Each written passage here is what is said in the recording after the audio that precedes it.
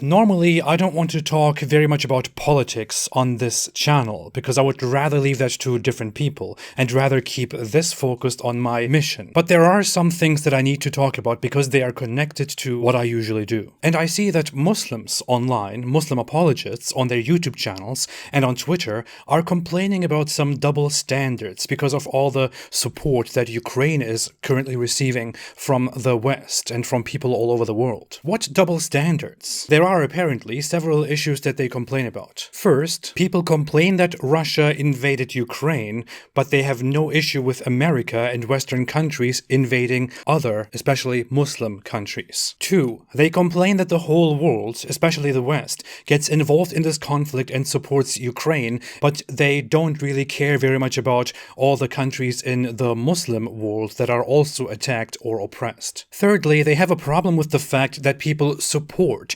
Ukrainians fighting back against Russia. But when Muslims fight in self-defense, they are apparently labeled as terrorists or radicals. And fourth, the refugee crisis. People complain that Ukrainians are immediately embraced and taken in as refugees, and people are ready and willing to help them, while Muslim refugees cause a huge problem and nobody wants to help them. Now, first off, let's clarify very quickly, without going too deeply, what's going on between Russia and Ukraine. Ukraine is a sovereign country at the border of Russia. Ukrainians are culturally related to Russians. There are some regions, especially to the east of Ukraine, that are predominantly Russian, or that have very large Russian populations. Putin gave a speech before the invasion in which he made some very clear statements about how he thinks that Ukrainians are just Russians, that it is a fake country, that it's an illegitimate state, that freeing Ukraine was a mistake made by the weak and embarrassing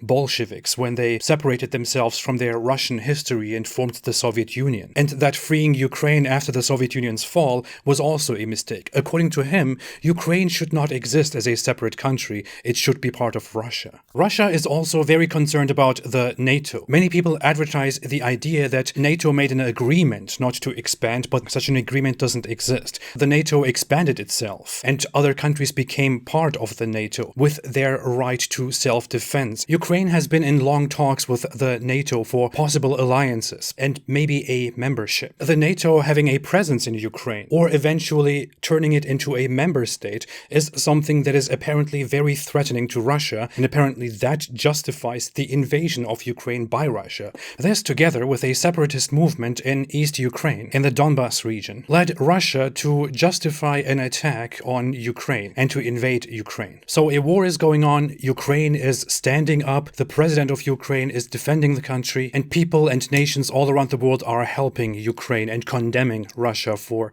this invasion. Now, here is why this is not hypocritical and why there are no double standards. Number one, Ukraine is not comparable to Muslim countries that were occupied by America, for example, or invaded by different forces. Ukraine is a sovereign country, which is not in a civil war. What is happening in Ukraine is not a civil war and was never a civil war. Just because there is a conflict and because a separatist movement within the country wants to become independent or become part of a different country, that doesn't mean that there is a civil war going on, which is why it is not called a civil war.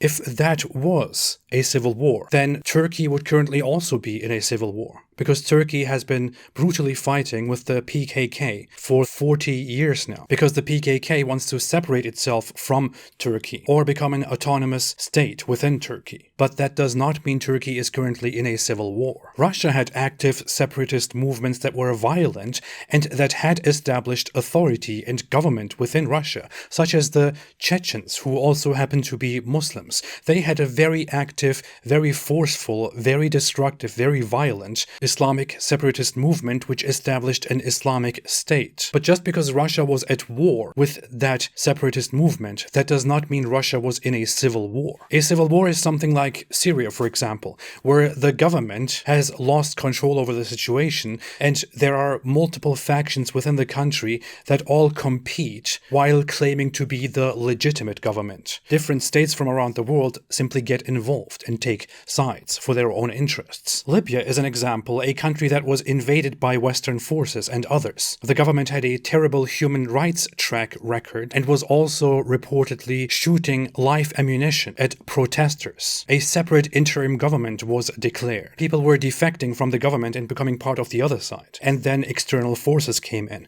That's an intervention into a civil war. Afghanistan, when invaded by the US, was at the end of a long conflict between different parties claiming to be the legitimate government. The Taliban established itself as the government, and the Taliban, until that point, was extremely notorious and became even more notorious as a very oppressive, atrocious organization and government. The Taliban also harbored and supported Al-Qaeda and other organizations, and Al-Qaeda was responsible for terrorist attacks like 9/11, which is why America first tried to force the Taliban to come to an agreement and afterwards invaded Afghanistan. In Palestine, the situation is completely different. Let's not even go into that. A sovereign state named Palestine never existed. The Palestinian Arabs, after the fall of the Ottoman Empire and the control of the British Mandate of Palestine, had the choice to declare their own state. They did not do that because they didn't want Israel to coexist with them. So instead of declaring sovereignty, they aligned themselves with Egypt and Jordan and the Arab states and attacked Israel instead. They even officially became part of those different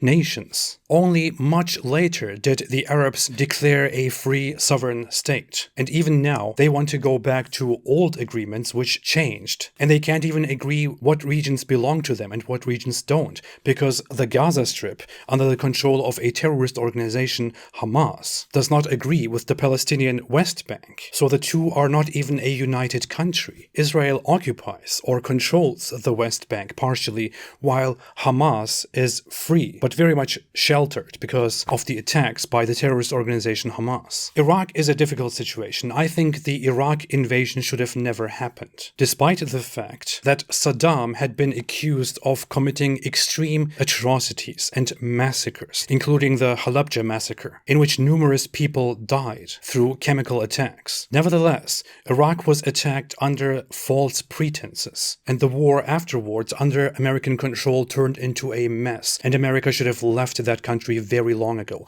I agree that the invasion of Iraq and the occupation of Iraq for such a long time was wrong. But was it comparable to Russia invading Ukraine? I have been to Iraq myself twice, and the people there don't want to become part of one and the same government. The hostilities, the fights, the disagreements keep going on. And finally, Yemen. What is there to say about Yemen? Yemen started as a civil war and is currently mainly attacked by Saudi Arabia. A huge humanitarian crisis, if you ask some. The consequences of a civil war in an underdeveloped place, if you ask others. The point is, none of these is comparable to Ukraine. Ukraine is a sovereign country in Europe, recognized by Europeans, separate from Russia. But Russia has a problem with its legitimacy and invades this country. And what we see as a result is that Ukrainians, as a people, are overwhelmingly against this and in support of Ukraine. And they fight. Consequently, the reactions to Russia invading Ukraine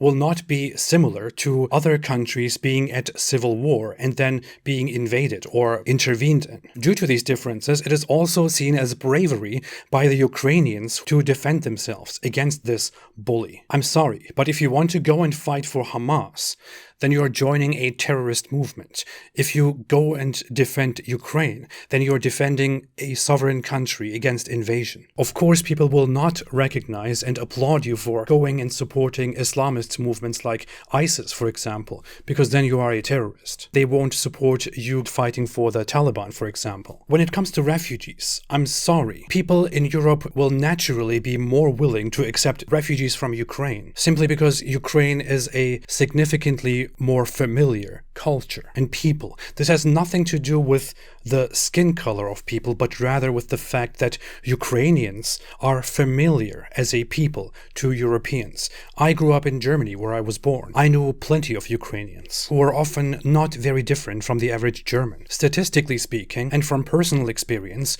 Ukrainians are not known to be extraordinarily problematic and hard to integrate within a society. But people from different backgrounds, like North Africa or Syria, for example, do not share similar values. Their core values are different. Their cultures and traditions are foreign to the average European person, and personal experiences and statistics are not nice in comparison. And this does not mean that one side is better than the other, but due to these differences, people from Syrian or Middle Eastern or North African backgrounds, for example, are significantly less likely to integrate and to become a peaceful, regular part of the society in a country like Germany, for example. Not because Syrians are bad or because North Africans are bad, but simply because somebody who comes from Syria out of despair to a country like Germany has a hard time feeling at home in Germany and adapting to society. I find it very funny that this objection comes from Muslim apologists, because Muslim apologists themselves very often say that social cohesion is very important and that apostasy from Islam destroys a society, which is why apostates are bad, because the existence of atheists and apostates disrupts an Islamic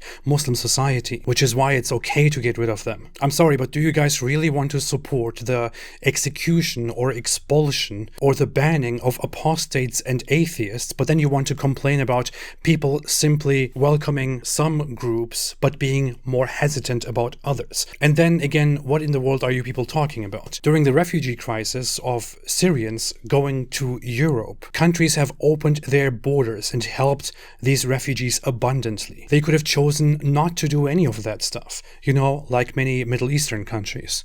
So maybe these Muslim apologists should be grateful instead of complaining about double standards. There are no double standards. I hope this was helpful. Let me know where you think I am wrong and where you think I'm right. This is all that I want to say about this topic. Thanks for watching. Thanks for listening. Have a great day. And as always, stay away from Islam.